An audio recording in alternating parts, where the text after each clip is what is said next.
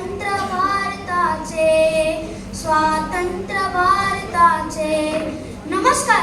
येथे उपस्थित असलेले आपल्या शाळेचे सन्माननीय CEO सर, संस्थापिका मॅडम, आपल्या शाळेचे मुख्याध्यापिका साहेब मॅम, आदरणीय माझे सर्व गुरुजन वर्ग व मान्यवर पालक वर्ग आणि इथे जमलेले माझे सर्व मित्रमैत्रिणींनो, आपणा सर्वांस आजच्या या 79व्या स्वातंत्र्य दिनाच्या खूप खूप शुभेच्छा.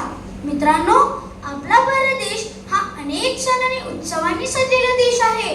पण या सर्वात आजचा दिवस खूपच खास आहे, कारण आज उत्सवांचाही उत्सव, महान राष्ट्राच्या स्वातंत्र्य दिनाचा उत्सव आहे. मित्रांनो, गरीब असो व श्रीमंत, सर्वजण आपली जात धर्म विसरून एकत्रित येऊन अतिशय आनंदाने हा सण साजरा करतात.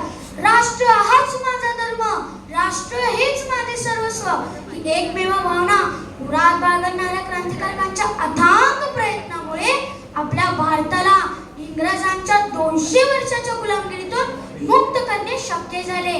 यासाठी अनेक महावीरांनी आपल्या प्राणाचे बलिदान दिले.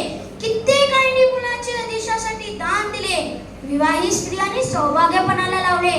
तेव्हा तेव्हा कुठे आपण मोकळा श्वास घेत असू, तेव्हा तेव्हा कुठे आपण मोकळा श्वास घेत आहोत, आनंदाचा दिवस उपभोगत आहोत.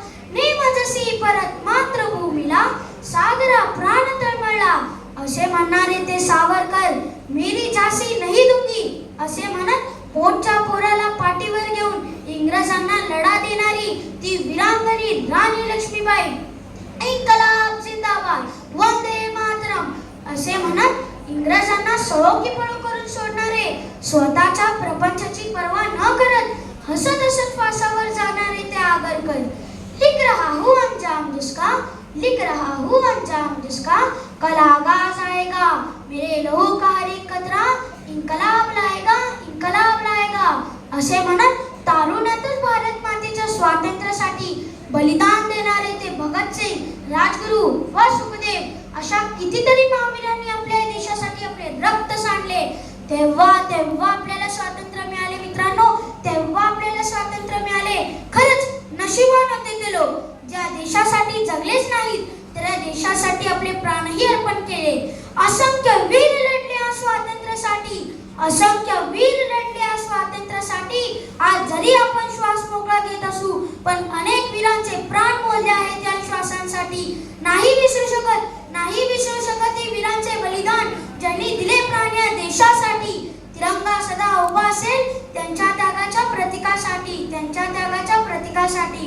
मित्रांनो, आपण आपल्या स्वातंत्र्य लढ्यातून शिकले पाहिजे की एकता, सहकार्य आणि समर्पणामुळे कोणत्याही आव्हानांचा सामना करू शकतो.